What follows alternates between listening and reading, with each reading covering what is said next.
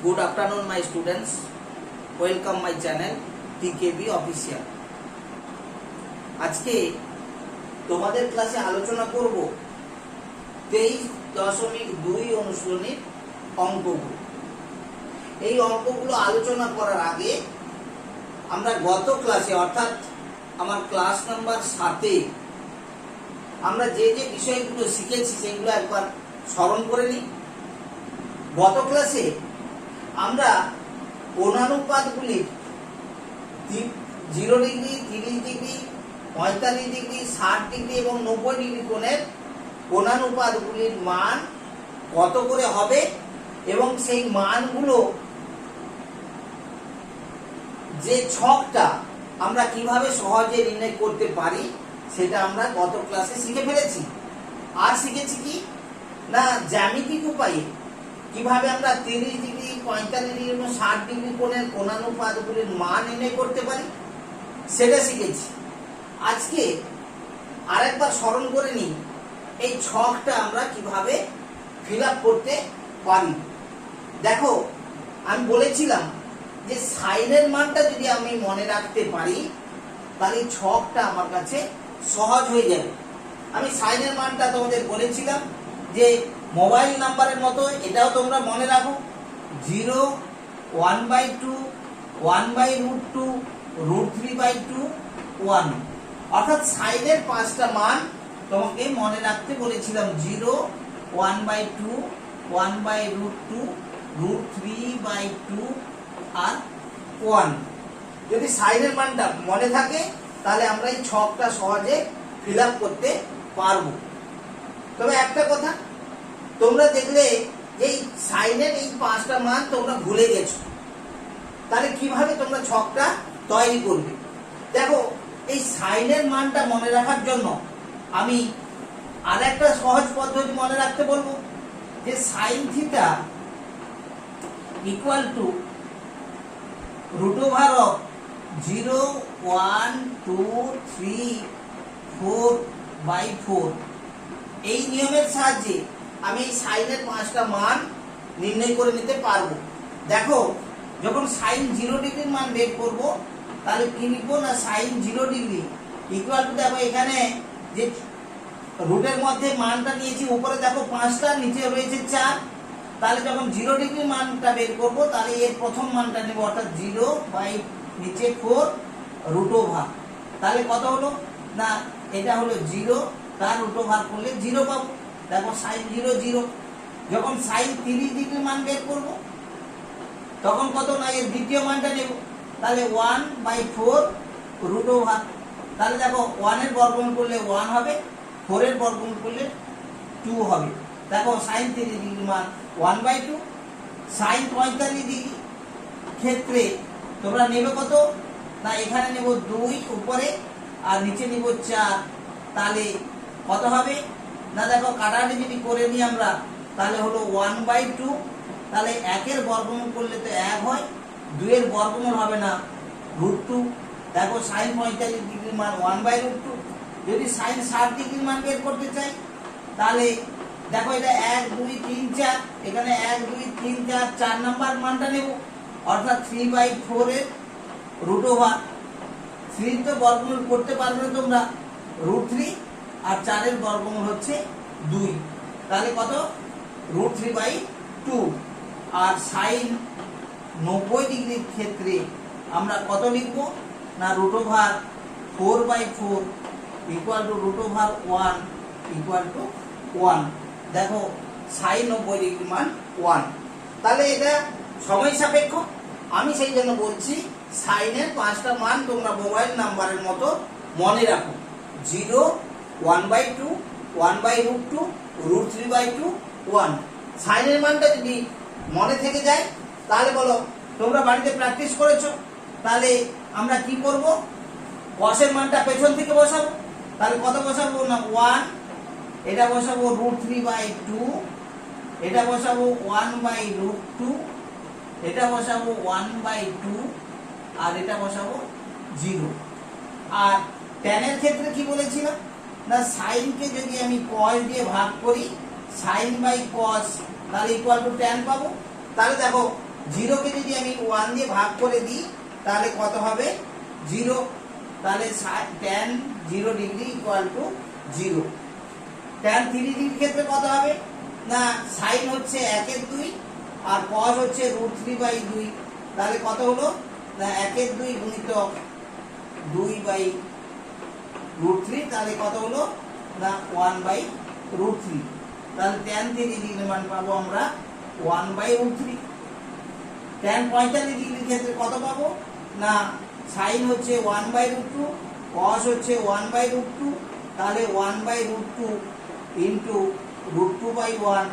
তাহলে যদি কাটাকাটি করি তাহলে কত পাচ্ছি না 1।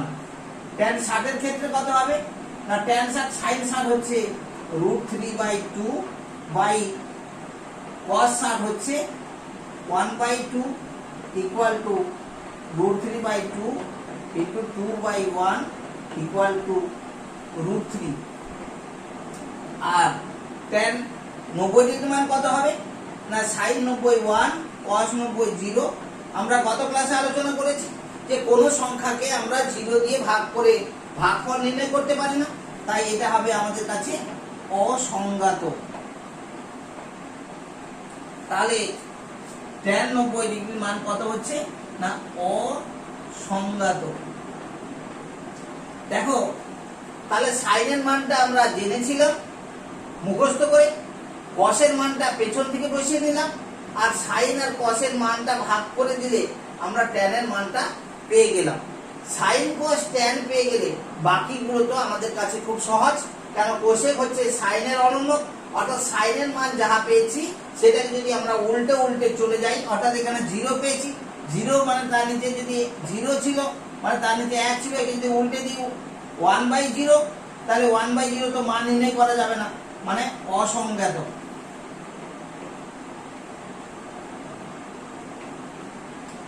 অসংজ্ঞাত। আর sin 30 ডিগ্রি দেখো 1/2 পেয়েছি, তাহলে cosec 30 ডিগ্রি হবে তার উল্টো, অর্থাৎ 2/1 মানে 2 লিখব, এটা হবে √2, এটা হবে 2/√3, আর এটা হবে 1। ঠিক sec পাবো কি করে না cosটাকে উল্টে উল্টে চলে যাব, তাহলে 1 কে উল্টালে 1 হবে, এটা হবে 2/√3, এটা হবে √2, এটা হবে 2, আর 0 কে উল্টালে হবে অসংজ্ঞাত।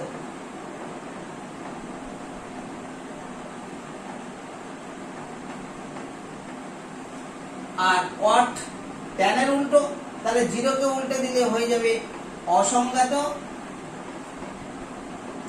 আর 1/√3 কে উল্টালে হবে √3, 1 কে উল্টালে 1, √3 কে যদি উল্টে দিই 1/√3, অসংজ্ঞাতে উল্টালে হবে 0। তাহলে দেখো আমরা ছকটা সহজে স্মরণ করে নিলাম। তাহলে আরেকবার বলে দিই, সাইনের মানটা মুখস্থ রাখবো, যদি মুখস্থ না থাকে sin θ = √0, 1, 2, 3, 4/4, এই নিয়মে আমরা 5টা মান বের করে নিতে পারবো। তাহলে সাইনের ঘরটা ফিল আপ করে নেব, সাইনের ঘর ফিল আপ করে নেওয়ার পর কসের মানটা তাহলে পেছন থেকে মানটা বসিয়ে যাব, আর সাইনকে কস দিয়ে ভাগ করলে আমরা ট্যানের মান পেয়ে যাব। তাহলে সাইন কস ট্যান তিনটা মান বের করে নেওয়ার পর বাকিগুলো সাইনকে উল্টে কোসেক পাবো, কসকে উল্টে সেক পাবো, ট্যানকে উল্টে কট পাবো। তাহলে দেখো এই ছকটা আমাদের কাছে অত্যন্ত গুরুত্বপূর্ণ। আমরা গত ক্লাসে বলেছিলাম এই ছক থেকে এই 23.2 অনুশীলনীর আমরা 3 মার্কের একটা অঙ্ক কষবো। পরবর্তীকালে উচ্চতা দূরত্বের অঙ্ক একটা 5 মার্কের অঙ্ক কষবো। উপরন্তু কিছু শর্ট কোশ্চেন সমাধান করতে গিয়ে এই ছকটা আমার কাজে লাগবে, অর্থাৎ প্রায় 10 মার্কের অঙ্ক নির্ভর করছে ছকটার উপর। তাই আমি গত ক্লাসে বলেছিলাম তোমরা ছকটা বারে বারে খাতায় লিখে প্র্যাকটিস করো, যেন কোনো অঙ্ক করতে গিয়ে না আটকে যাও। দেখে নিই আমরা আজকে এই অঙ্কগুলো কিভাবে সমাধান করতে পারি। দেখো আমরা একের দাগে অঙ্কটা একটু ভালো করে পড়ে নিই। আমাদের বাড়ির জানালায় একটি মই ভূমির সঙ্গে 60 ডিগ্রি কোণে রাখা আছে। মইটি 2√3 মিটার লম্বা হলে আমাদের ওই জানলাটি ভূমি থেকে কত উপরে আছে নির্ণয় করি। দেখো এই অঙ্কটা করার আগে তাহলে প্রথমে কি হচ্ছে, আমাদের একটি বাড়ি রয়েছে, তাহলে বাড়ি একটা আঁকবো। তাহলে বাড়িটা কার উপর রয়েছে, না মাটির উপর, অর্থাৎ অনুভূমিক তলের উপর বাড়িটা দাঁড়িয়ে রয়েছে। তাই প্রথম কাজ হবে আমি একটা অনুভূমিক রেখা বা তল এঁকে নেব। তারপরে কি রয়েছে, একটা বাড়ি রয়েছে,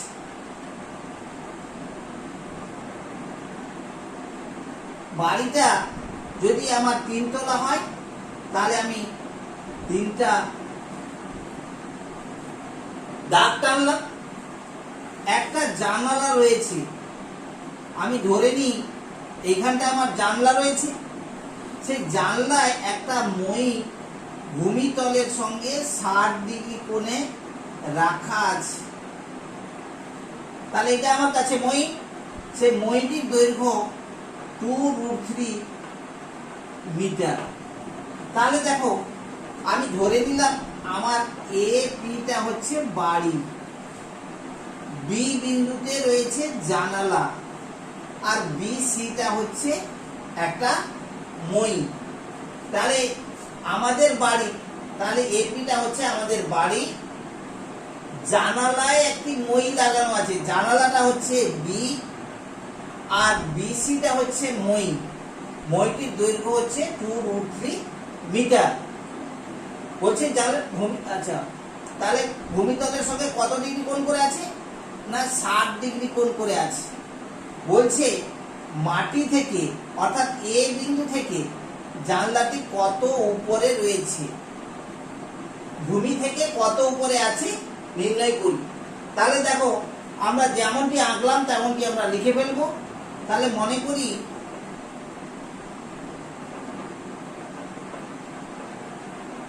এপি বাড়ির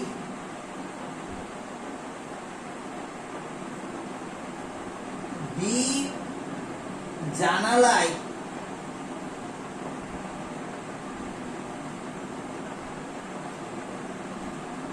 বিসি মইটি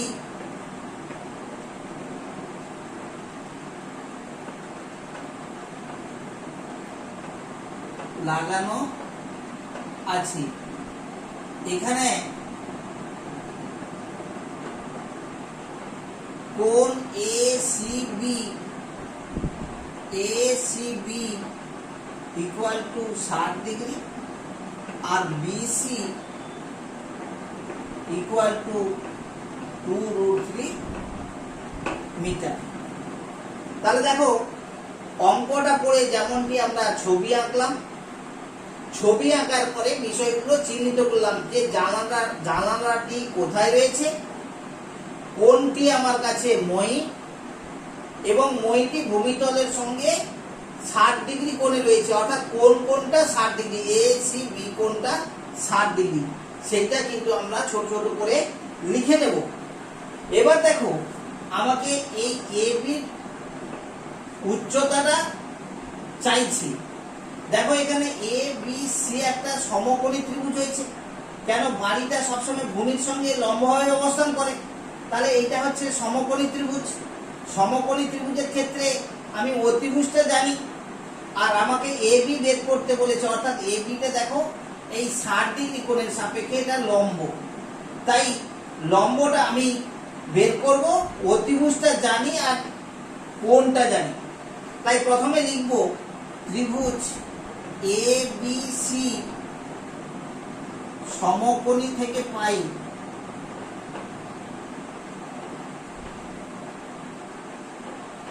নিয়মটা আগে বলে দিই, না যে বাহুটা বের করতে হবে সেটা আমি উপরে লিখব, অর্থাৎ আমাকে এ বি বাহুর দৈর্ঘ্য বের করতে বলেছি, যে বাহুটার মান জানি সেটা নিচে লিখব, অর্থাৎ বিসি বাহুটার মান আমি জানি। তারপরে ভেবে নিই এই এবিসি সমকোণী ত্রিভুজে আমি কোন বাহু বাই কোন বাহু নিয়েছি, না এবিটা হচ্ছে লম্ব, বিসিটা হচ্ছে অতিভুজ, লম্ব বাই অতিভুজ নিয়েছি। তাহলে দেখো আমরা শিখে এসেছি লম্ব বাই অতিভুজ হচ্ছে কি সাইন থিটা, তাহলে সাইন কত না এখানে হচ্ছে 60 ডিগ্রি। তাহলে বা এবির মানটা আমি জানি না, বিসির মানটা জানি 2√3, আর সাইন 60 ডিগ্রির মান দেখো ছক থেকে না তোমরা জানো √3/2 বসিয়ে দাও।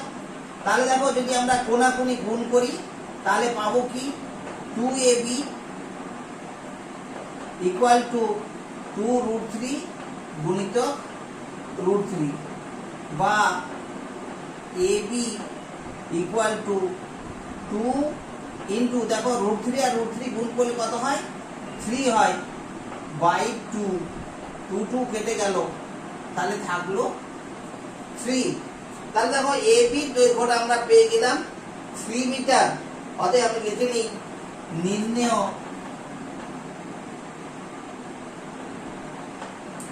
বি জানালাটি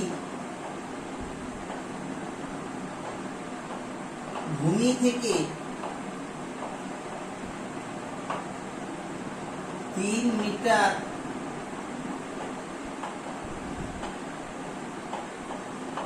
উপরে রয়েছে।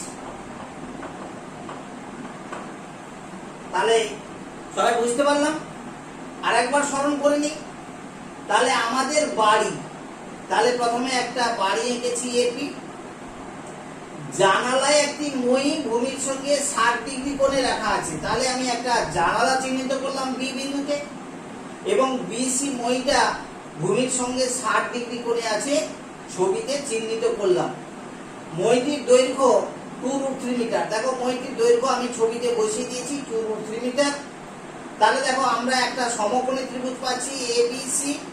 সেই সমকোণী ত্রিভুজের বলেছি এবি বাহুর দৈর্ঘ্যটা আমাকে বের করতে হবে। কেন বলছে জানলাটি ভূমি থেকে কত উপরে রয়েছে, আমি কিন্তু জানি শুধু বিসি বাহুর দৈর্ঘ্য। তাহলে দেখো ত্রিকোণমিতি এই জন্যই তোমাদের কাছে অত্যন্ত গুরুত্বপূর্ণ। আমি শুধু মইটার দৈর্ঘ্য জানি, জানলাটা দেখো উচ্চতা সহজে আমরা নির্ণয় করে ফেলতে পারবো। সেই নির্ণয় করার পদ্ধতিটা কি না, যে বাহুটা বের করতে হবে সেটা উপরে লিখলাম, যে বাহুটার দৈর্ঘ্য জানি সেটা নিচে লিখলাম। তারপর একবার ভেবে নেব এটা কোন বাহু বাই কোন বাহু নিয়েছি, না এটা নিয়েছি লম্ব বাই অতিভুজ। লম্ব বাই অতিভুজ কোন কোন অনুপাত হয় না সাইন, সাইন লতি। তাহলে সাইন এখানে থিটার জায়গায় কত পাবো না 60 ডিগ্রি। তাহলে এবির মান জানি না, বিসির মান জানি, আর সাইন 60 ডিগ্রির মান জানি। বসিয়ে দিলে আমরা সহজে অজানা বাহুটার দৈর্ঘ্য বের করে নিতে পারলাম। অতএব নির্ণেয় বি জানলাটি ভূমি থেকে 3 মিটার উপরে রয়েছে। তাহলে একের দাগে অঙ্কটা তোমরা সবাই বুঝতে পেরেছো। দেখে নিই দুয়ের দাগে অঙ্কটা আমরা কিভাবে করতে পারি। দেখো দুয়ের দাগে অঙ্কটা আমরা একটু ভালো করে পড়ে নিই। এবিসি সমকোণী ত্রিভুজে বিকোণ সমকোণ। তাহলে দেখো প্রথমে এবিসি সমকোণী ত্রিভুজ বলেছে, তাহলে একটা আমরা সমকোণী ত্রিভুজ এঁকে নিই। নামকরণটা করার আগে একবার দেখে নেব বিকোণ সমকোণ, অর্থাৎ এইটা আমার কাছে সমকোণ, এখানে বি বসিয়ে দিই, তাহলে আমার এইটা হবে এ আর এটা হবে সি। তাহলে যোগ করে দিই, তাহলে এবিসি সমকোণী ত্রিভুজ আঁকলাম। কি রয়েছে এবি 8√3 সেমি, এবিটা 8√3 সেমি, এবং বিসি 8 সেমি, বিসিটা রয়েছে 8 সেমি। যে কি বলেছে কোণ এসিবি, কোণ এসিবি এই কোণটার মান বের করতে বলেছে। আর কোন কোণ বিএসি, বিএসি এই কোণটার মান বের করতে বলেছে। দেখি কিভাবে আমরা এই অঙ্কটা কষতে পারি। তাহলে আগের মতো ছোট করে আমরা লিখে নিই না, ত্রিভুজ এবিসি সমকোণী যার কোণ B 90 degree, AB equal to 8√3 সেমি, আর বিসি ইকুয়াল টু 8 সেমি। তাহলে এবিসি ত্রিভুজের তাহলে দুটো বাহু জানি, আমাকে বের করতে বলেছে কোণ। একটু ভালো করে লক্ষ্য করো, আমাকে এ সি বি কোণটা চাইছে।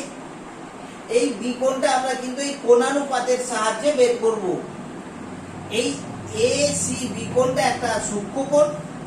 দেখো এই সূক্ষ্ম কোণটা বের করতে গেলে আমরা এ বি আর এই বি সি এই দুটো বাহু তো ব্যবহার করব। দেখো এই কোণের সাপেক্ষে এ বিটা হচ্ছে লম্ব আর বি সিটা হচ্ছে ভূমি। লম্ব আর ভূমি দিয়ে কি কোণানুপাত হয় না ট্যান লঘু লম্ব বাই ভূমি। তাই আমরা শুরু করব ত্রিভুজ এ বি সি সমকোণী থেকে পাই কি না, দেখো যেটা বের করতে হবে বাম পাশে লিখবো, তাহলে কোণ এ সি বি বের করব। কিন্তু আমি বললাম এই এ সি বিটা একটা সূক্ষ্ম কোণ, তাই কোণানুপাতের সাহায্যে বের করব। তাহলে আগে ভেবে নিয়েছি যে এই কোণের সাপেক্ষে এটা লম্ব, এটা ভূমির লম্ব আর ভূমি দিয়ে হয় ট্যান। তাই আমি লেখা শুরু করলাম ট্যান কোণ এ সি বি। সেটা কোণ বাহু কোণ বাহু না ট্যান হচ্ছে লম্ব বাই ভূমি, লম্ব হচ্ছে এ বি, ভূমি হচ্ছে বি সি। তাহলে দেখো এ বিটা হচ্ছে কত 8√3, বি সিটা হচ্ছে 8। তাহলে দেখো 8 8 কেটে গেল, পড়ে থাকলো √3। একটু ভালো করে লক্ষ্য করো, ট্যান কোণ এসিবি অর্থাৎ এ সি বি কোণের কোণানুপাতের মান দেওয়া আছে √3। আমরা কিন্তু জানি ট্যান 60 ডিগ্রির মান হয় √3। তাহলে দেখো এই √3 বদলে আমি লিখে নিতে পারি ট্যান 60 ডিগ্রি। তাহলে একটু ভালো করে লক্ষ্য করো, ট্যান কোণ ACB equal two tan 60 degree. তাহলে দেখো, তাহলে কোণানুপাতের একই যদি কোণানুপাত হয় অর্থাৎ দুটো কোণানুপাত যদি সমান হয় তাহলে তার কোণ দুটি সমান হবে। অতএব করে আমি লিখে নিতে পারবো কোণ A C B equal to 60 degree. তাহলে দেখো আমাকে চাইছিল এসিবি কোণের মান নির্ণয় করতে, আমরা এসিবি কোণের মান নির্ণয় করে ফেলতে পারলাম। আবার আমার ত্রিভুজ চেঞ্জ হয়নি কিন্তু কোণটা চেঞ্জ হয়ে গেছে। দেখো আমাকে চাইছে বিএসি কোণের মান নির্ণয় করতে। একটু ভালো করে লক্ষ্য করো, এই বিএসি কোণের সাপেক্ষে বিসিটা হয়ে যাবে লম্ব আর এবিটা হবে ভূমি। তাহলে এখানেও আমি লম্ব আর ভূমি জানি, তাহলে আমি ট্যান দিয়ে শুরু করি। তাহলে ট্যান কোণ বিএসি ইকুয়াল টু লম্ব বাই ভূমি। লম্ব এখানে বললাম বিসি আর ভূমিটা বললাম এবি। তাহলে কত হলো না 8/8√3। দেখো 8 8 কাটলে থাকলো 1/√3। একটু ভালো করে দেখে নাও ছকে, ট্যান 1/√3 রয়েছে, ট্যান 30 ডিগ্রি মান। তাহলে এটার বদলে আমরা লিখবো ট্যান 30 ডিগ্রি। অতএব কোণ বিএসি ইকুয়াল টু 30 ডিগ্রি। তাহলে কি বুঝলাম? তাহলে এই ত্রিভুজটার দুটো বাহু জানা আছে, আমরা সহজে কোণগুলোর মান নির্ণয় করে ফেলতে পারলাম। দেখে নি 3 দাগে অঙ্কটা আমরা কিভাবে করতে পারি। দেখো আমরা 3 দাগে অঙ্কটা আরেকবার করে নিই। এবিসি সমকোণী ত্রিভুজে বিকোণ সমকোণ। দেখো আমি এবিসি ত্রিভুজ এঁকেছি, যার বিকোণটা হচ্ছে সমকোণ, সি কোণ 30 ডিগ্রি, অর্থাৎ এ কোণটা 30 ডিগ্রি। কোণ এ এটা হচ্ছে আমার কাছে 30 ডিগ্রি আর এসি বাহুর দৈর্ঘ্য 20 সেমি। এসি বাহুর দৈর্ঘ্যটা 20 সেমি বসিয়ে দিলাম। দিয়ে বলছে বিসি বাহুর দৈর্ঘ্য কত আর এবি বাহুর দৈর্ঘ্য কত, এই দুটো বাহুর দৈর্ঘ্য আমাকে বের করতে হবে। দেখো এই অঙ্কটা তাহলে আমরা 1 দাগের অঙ্কের মতো ভাবতে পারি। সেখানে মই দৈর্ঘ্যটা দেওয়া ছিল আর একটা কোণ দেওয়া ছিল। তাহলে জানলাটি ভূমি থেকে কত উপরে ছিল বের করতে বলেছিল। এখানে দেখো অতিভুজের দৈর্ঘ্য জানি, আমার এখানে উচ্চতা বের করবো আর ভূমি বের করবো, দুটো বের করবো। তাহলে হুবহু আমরা 1 দাগের অঙ্কটার মতো অঙ্কটা আমরা কষে ফেলতে পারবো। তাহলে আমরা ছোট করে লিখে নিই যে ত্রিভুজ এবিসি সমকোণী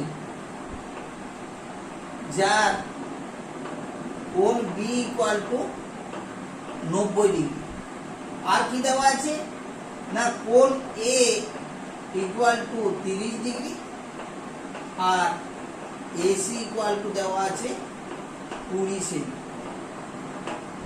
তাহলে দেখো এবিসি সমকোণী ত্রিভুজের এ কোণটা যখন 30 ডিগ্রি, আমি যখন বিসি বাহুটা বের করব, দেখো এ কোণের সাপেক্ষে বিসি বাহুটা হচ্ছে লম্ব, তাহলে লম্ব বের করব, জানি আমি অতিভুজ, তাহলে লম্ব আর অতিভুজ দিয়ে কি কোণানুপাত হয় না সাইন, সাইন লতি, লম্ব বাই অতিভুজ।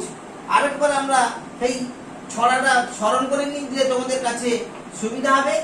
সাইন লতি লম্ব বাই অতিভুজ, কস ভূতি ভূমি বাই অতিভুজ, ট্যান লঘু মানে লম্ব বাই ভূমি। তাহলে দেখো এই ছড়াটা যদি আমরা মনে রাখতে পারি তাহলে তখন কোণানুপাতগুলো আমাদের কাছে কোনো সমস্যা হবে না। তাহলে দেখো বিসিটা আমি বের করব, তাহলে আমি লিখব ত্রিভুজ এবিসি, আর লেখার দরকার নেই, লিখেছি উপরে যেহেতু, ডাইরেক্ট আমরা অঙ্কে চলে যাই। অতএব বিসি অর্থাৎ যে বাহুটা বের করব সেটা উপরে লিখব, যে বাহুটা জানি সেটা নিচে লিখি এসি। তারপরে বললাম কি বলেছি না যে বাহুটা নিয়েছি, যে দুটো বাহু নিয়েছি সেই দুটো বাহু কোন বাহু বাই কোন বাহু না বিসিটা হচ্ছে লম্ব আর এসিটা হচ্ছে অতিভুজ।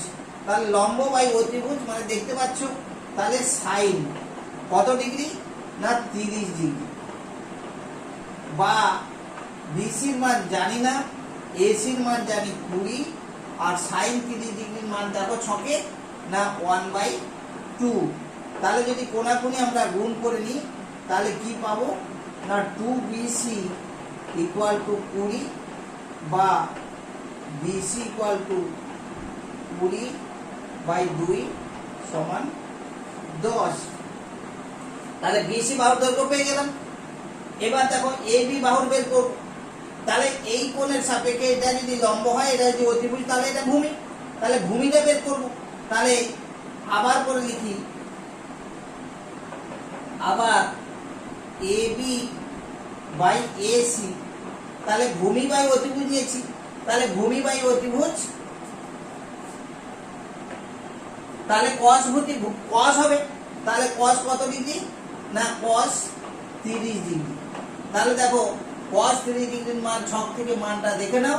তাহলে AB এর মানটা, AB টা জানি না আমরা, AC টা জানি 20 আর cos 30 ডিগ্রির মান হচ্ছে √3/2। অতএব AB টা কত না এখানে রয়েছে √3/2, এই 20টা ভাগ আকারে আছে, এপাশে এই গুণ আকারে হবে। তাহলে দেখো 2 10 20, তাহলে 10√3। তাহলে কি লিখতে পারবো, তাহলে নির্ণেয় BC বাহুর দৈর্ঘ্য, BC বাহুর দৈর্ঘ্য 10 সেমি, AB বাহুর দৈর্ঘ্য 10√3 সেমি। তাহলে বুঝতে পারছি অঙ্কগুলো, যে অঙ্কগুলো তো একবারে সহজ। প্রথমে শর্ত অনুসারে আমরা ত্রিভুজটা এঁকে ফেললাম। ত্রিভুজের দেখো একটা কোণ একটা বাহু দেওয়া আছে, তাহলে যে বাহুটা বের করব সেটা উপরে লিখব আর যে বাহুটা জানি সেটা নিচে লিখব। কোন বাহু বাই কোন বাহু নিলাম সেই মোতাবেক আমরা কোণানুপাতটা বসাবো এবং কোণানুপাতের মান আমরা বসিয়ে দিয়ে সহজে দেখো অজানা বাহুটার দৈর্ঘ্য নির্ণয় করে নিতে পারবো। দেখে নিই আমরা 4 দাগে অঙ্কটা কিভাবে সমাধান করতে পারছি। দেখে নাও, PQR সমকোণী ত্রিভুজে কিউ কোণ সমকোণ। তাহলে আগের মতো তোমরা ছবি এঁকে নাও। PQR সমকোণী, শুধু নামকরণটা চেঞ্জ হয়েছে। PQR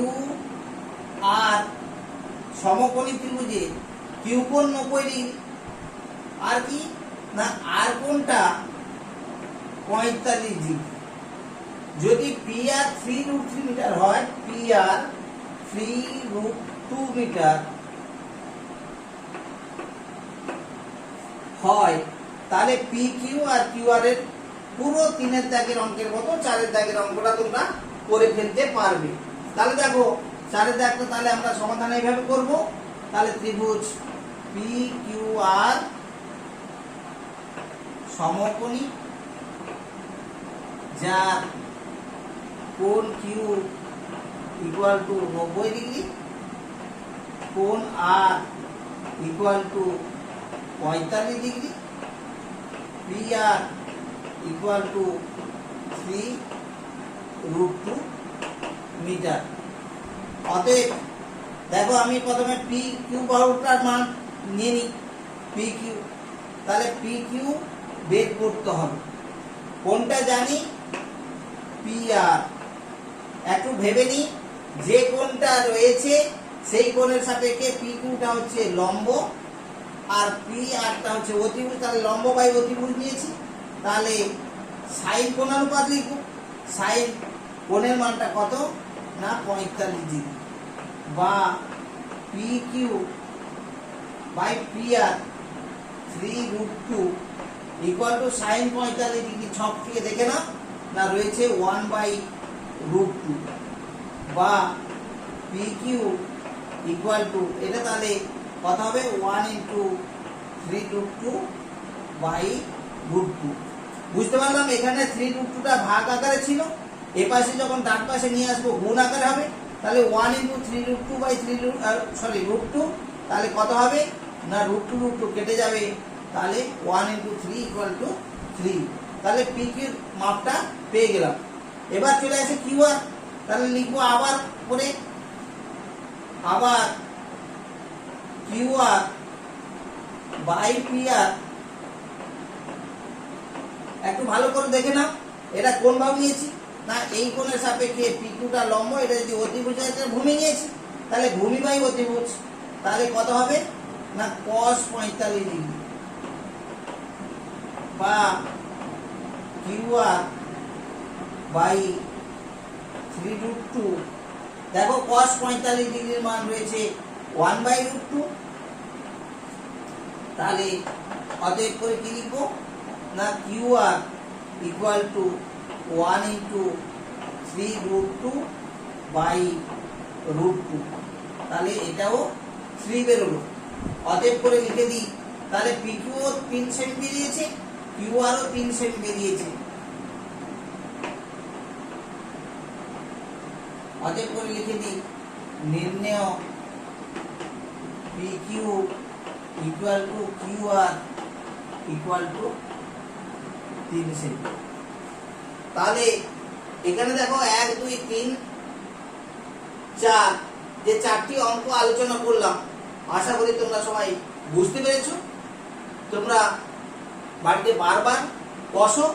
দেখো এখানে একটা কথা বলে নি, আমরা 1 2 3 4 অঙ্কগুলো যেমনটি কষতে শিখলাম পুরোপুরি হুবহু একই নিয়মে আমরা উচ্চতা দূরত্বের অঙ্কগুলো কিন্তু সহজে করে ফেলতে পারবো। তাই এই 4টা অঙ্ক তোমরা খুব গুরুত্ব দিয়ে শেখো। পরের ক্লাসে আমরা এই ছক থেকে মানগুলো নিয়ে আমরা 5-এর দাগের অঙ্কগুলো অর্থাৎ মান নির্ণয়ের অঙ্কগুলো কিভাবে করতে পারি সেটা সহজে শিখে নেব। একটা কথা, আমরা কিন্তু এই বারে বারে ছক থেকে মান দেখব না, তোমরা সেই মতো অভ্যস্ত হও।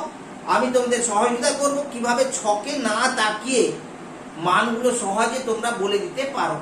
দেখো আমি একটা ছোট্ট উদাহরণ দিই। তুমি সাইনের মানটা মুখস্থ রেখেছো 0 1/2 1/√2 √3/2 1।